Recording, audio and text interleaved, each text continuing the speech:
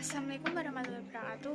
Halo, perkenalkan nama saya Fem Febriani Putri, absen 32 dari 12 IPS 5. Di sini saya akan menjelaskan salah satu materi pelajaran geografi, yaitu tentang desa.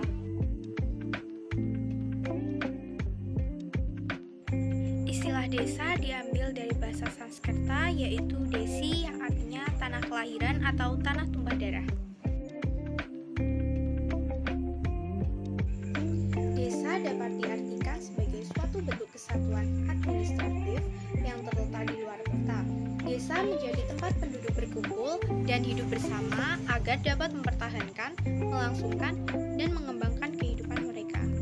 Setelah saya jelaskan pengertian desa secara umum, berikutnya ini adalah pengertian desa menurut para ahli.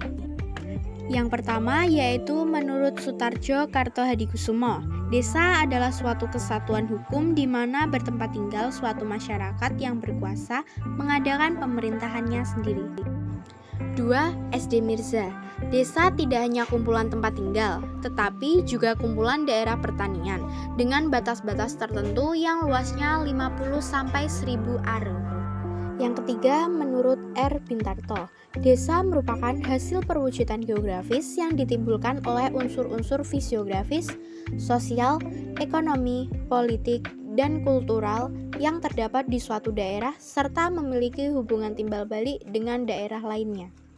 Yang keempat, yaitu menurut Paul Halandis, desa adalah suatu wilayah yang penduduknya kurang dari 2.500 jiwa. Ciri-cirinya sebagai berikut. 1. Mempunyai pergaulan hidup yang saling mengenal. 2. Adanya ikatan perasaan yang sama tentang kebiasaan. 3. Cara berusaha bersifat agraris dan sangat dipenuhi oleh faktor-faktor alam. 5. Menurut W.S. Thompson, desa merupakan salah satu tempat untuk menampung penduduk. Berdasarkan tempat bercocok tanamnya, desa-desa di Indonesia dibedakan menjadi dua. Yang pertama yaitu desa yang bercocok tanam menggunakan ladang. Biasanya desa seperti ini berada di bagian besar Pulau Kalimantan, Nusa Tenggara, Maluku, Papua, Sulawesi, dan Sumatera. Yang kedua, desa yang bercocok tanam menggunakan sawah. Yang pertama biasanya terdapat pada desa-desa di Pulau Jawa, Madura, Lombok, dan Bali.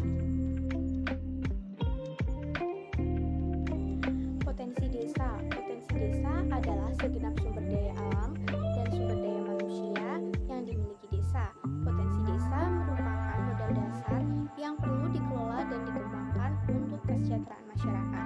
Potensi desa dibedakan menjadi dua, yaitu yang pertama yaitu potensi desa non fisik dan yang kedua yaitu potensi desa fisik.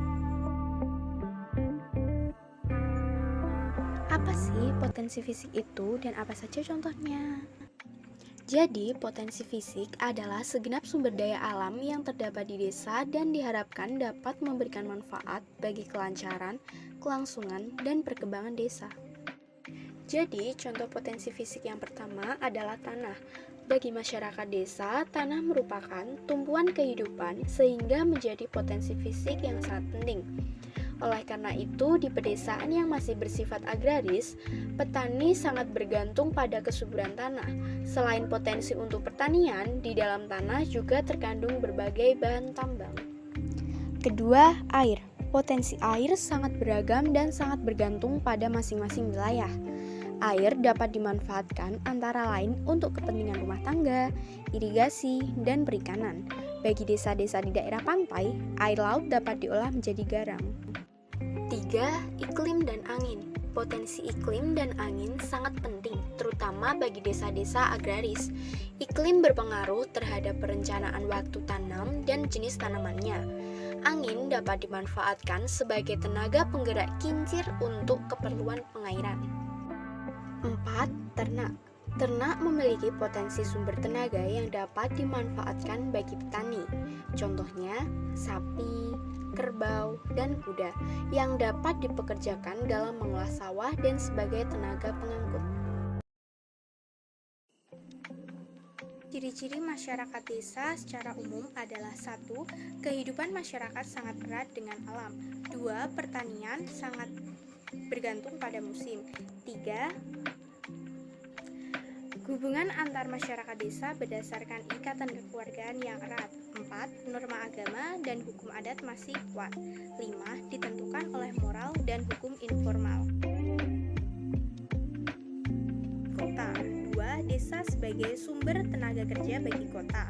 3. Desa sebagai mitra pembangunan wilayah kota. 4. Desa sebagai penghasil bahan makanan bagi penduduk perkotaan. Unsur yang pertama yaitu wilayah. Wilayah atau daerah merupakan tempat bagi manusia untuk dapat melakukan berbagai aktivitas, baik sosial, ekonomi, maupun budaya. Pemilihan daerah atau wilayah sebagai tempat berbagai aktivitas tersebut sangat dipengaruhi oleh banyak faktor, seperti iklim, topografi, keadaan tanah. Yang kedua, penduduk. Penduduk merupakan salah satu unsur penting dalam suatu wilayah.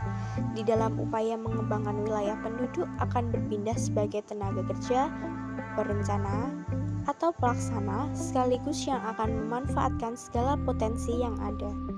Yang ketiga, perilaku.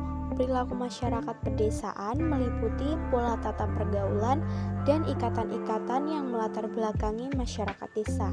Perilaku masyarakat desa ditujukan oleh adanya ikatan antar warga yang sangat erat.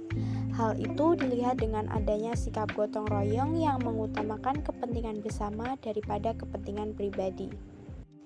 Sekian video penjelasan saya mengenai materi desa. Bila ada kurang dan lebihnya, mohon maaf. Wassalamualaikum warahmatullahi wabarakatuh.